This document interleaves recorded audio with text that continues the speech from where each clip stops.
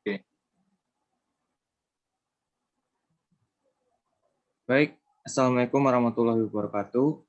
Kami dari kelompok 7 yang beranggotakan 2 orang, yaitu saya, Aristian Chandra Mualim dengan NIM 2068 dan saudara Ahmad Fajar Dewantara dengan NIM 2073.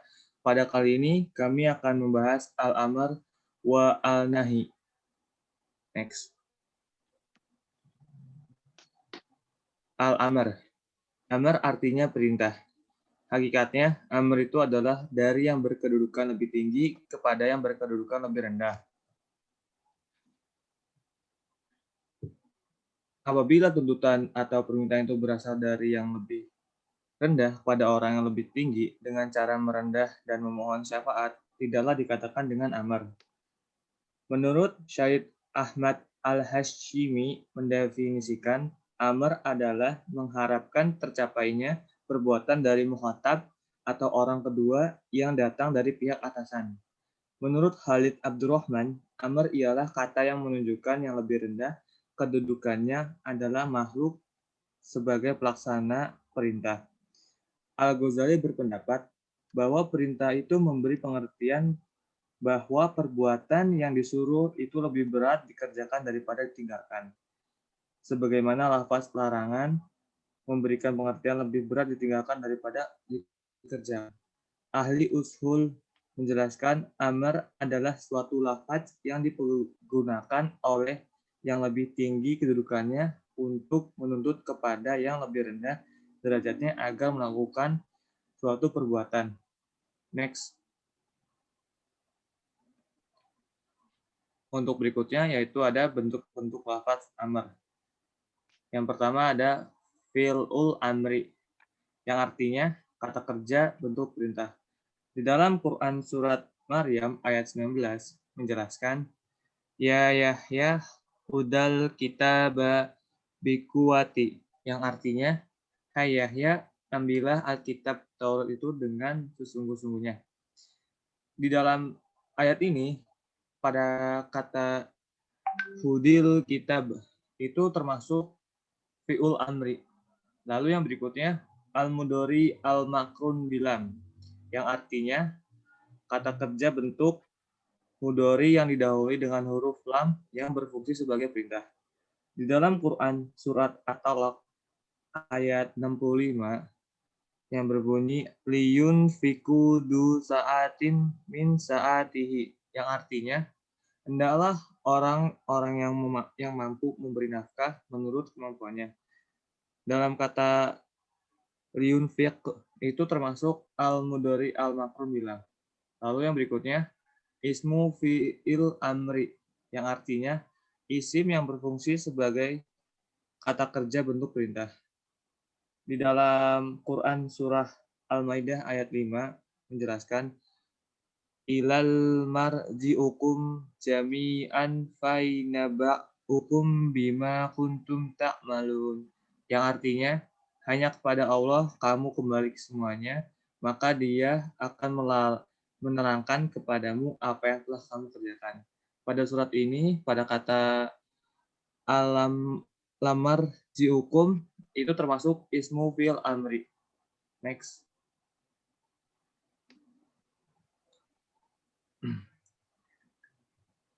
Yang berikutnya kalimat berita. Kalimat berita yang mengandung arti perintah atau permintaan. Lalu yang berikutnya ada al-masdaru an-naibu'an fi'il amri, yang artinya masdar yang berkedudukan sebagai maf'ul mutlak dapat dihilangkan fiilnya sehingga menjadi berdiri sendiri. Kondisi itulah yang dimaksud masdar pengganti fi'il amr. Lalu yang terakhir ada lafaz amr, kata yang mengandung kata amara, fardu, kutiba atau ditetapkan, ala yang berarti perintah. Next. Kaidah amr. Amr itu menghendaki kewajiban. Lafaz amr yang mutlak menghendaki makna wajib kecuali ada alasan atau indikasi tertentu. Kaidah amr ini merupakan kesepakatan ulama salaf maupun ulama khalaf. Maksud dari kaidah ini, apabila dalam nash Al-Quran terdapat lafaz amr atau kalimat berbentuk berita yang mengandung pengertian perintah, maka perintah tersebut memberi pengertian wajib atau mengharuskannya. Next. Menurut ulama, amar atau perintah terhadap sesuatu maka menjadi nahi atau larangan untuk lawan dari sesuatu yang diperintahkan tersebut. Maksudnya, apabila seseorang diperintahkan untuk beriman kepada asma Allah Subhanahu wa taala, maka dilarangan menyekutukan Allah Subhanahu wa taala. Next. Oke, kemudian saya akan menjelaskan an-nahyu. Dalam kata an-nahyu sesungguhnya memiliki arti larangan. Kemudian Imam Bukhari mendefinisikan an-nahyu adalah menuntut seseorang meninggalkan suatu perbuatan yang diucapkan oleh orang yang lebih tinggi kedudukannya terhadap orang yang lebih rendah atau orang yang di bawahnya kayak atasan, terus atasan kepada bawahan, terus tuan kepada hambanya, dan lain-lain kayak Nabi kepada umatnya juga ya termasuk. Terus kemudian bentuk an-nahyu. Bentuk pertama adalah bentuk larangan secara jelas dengan lafadz naha. Ketika ada kata naha dalam Al-Quran, maka itu langsung dilarang gitu, terus diharamkan dalam Al-Quran tersebut. Terus yang kedua ada bentuk larangan secara jelas dengan lafadz haram. Kayak seperti bisa dicontohkan seperti ayat halal bai'a wa haramar riba. Kata haramar riba itu jelas diharamkan karena di situ ada kata haram yang mengharamkan ribanya, maka riba itu dilarang. Terus yang ketiga adalah memberikan sifat terhadap perbuatan itu dengan jahat, kayak mencurangi orang, riba, itu kan termasuk perbuatan jahat ya. Maka hal tersebut itu langsung dilarang. Kemudian ada kaidah nahi.